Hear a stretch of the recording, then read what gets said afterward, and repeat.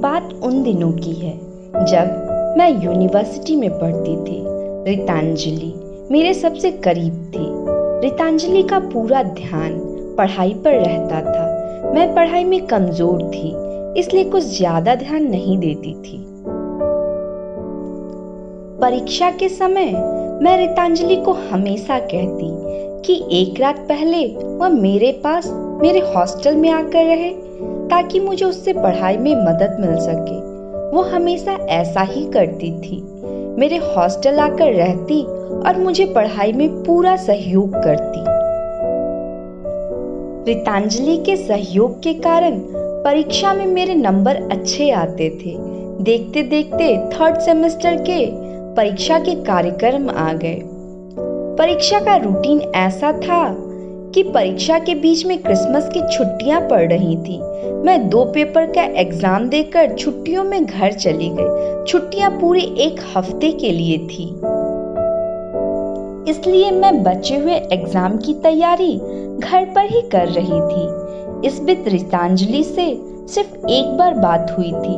वह काफी खुश थी, लेकिन खुशी का कारण पूछने पर उसने कुछ बताया नहीं। मैंने भी जानने के लिए कुछ खास जिद नहीं की। देखते देखते 1 हफ्ते का समय खत्म हो गया। मैं परीक्षा के एक दिन पहले रात को हॉस्टल पहुंची, लेकिन जब मैं घर से वापस आ रही थी तो कई बार उसे फोन किया, पर उसने फोन उठाया नहीं। हॉस्टल आने पर जब मैंने फोन किया तो फिर थोड़ी देर के लिए बात हुई। इसलिए इस बार रितांजलि से मेरी सिर्फ बात ही हो पाई, मैं उससे मिल नहीं पाई।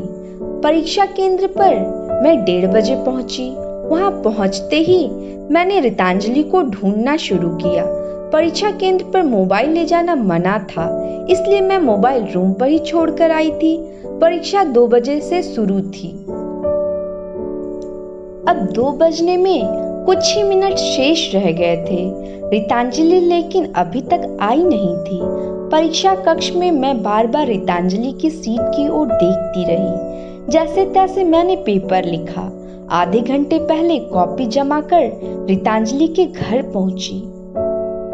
रास्ते भर सोचती रही, ऐसा क्या हुआ कि वो एग्जाम देने नहीं आई। कहीं आते समय रास्ते में कोई दुर्घटना तो नहीं हो गई। मन में सैकड़ों सवाल थे, दिल बैठा जा रहा था। रास्ते पर भगवान का नाम मैं ले रही थी, लेकिन जब घर पहुंची तो देखा रितांजलि बड़े आराम से टीवी देख रही है। मुझे देखकर उसने सिर्फ चुप रहने का इशारा किया। मैं कुछ समझ नहीं पा रही थी। यहाँ रितांजलि को टीवी देखते देखकर आश्चर्य और बढ़ गया। मैंने उससे कहा, आज एग्जाम था, कहीं तुम भूल तो नहीं गई थी? फिर मैंने उससे पूछा, तुमने एग्जाम क्यों नहीं दिया? घर में सब कुछ ठीक तो है? उसने मुस्कुराते हुए कहा, हाँ सब ठीक है। उसने बताया, जब तुम क्रिसमस की छुट्टियों में घर चली गई थी तो मेरे लिए शादी का एक रिश्ता आया था। लड़के के घर वाले देखने आए थे, साथ में लड़का भी आया था। उन लोगों ने मुझे देखा, पसंद किया, शगुन में सोने की बाली भी दी। मैं बहुत खुश थी, सोचा कि मिलकर तुम्हें बताऊंगी। जल्दी जल्दी में तारीख पक्की कर दी गई। शादी की तारीख 2 महीने बाद की है। लड़का डॉक्टर है। मैंने कहा, ये तो बहुत खुशी की बात है, लेकिन तुम एग्जाम देने क्यों नहीं आई? लेकिन आज सुबह लड़के वालों का फोन आया। उन्होंने कहा, हमें ज्यादा पढ़ी लिखी बहू नहीं चाहिए, हमें बहू से थोड़े ही काम करवाना है। उन्होंने यह भी कहा कि वे आखिरी इम्तिहान मुझे नहीं देने देंगे। बचे हुए एग्जाम को छोड़ने की उन्होंने बात कही।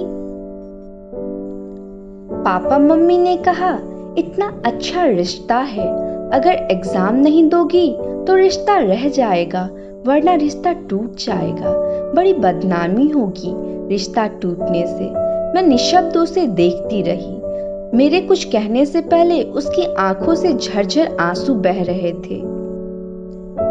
मैं निरुत्तर उसे देखती रही।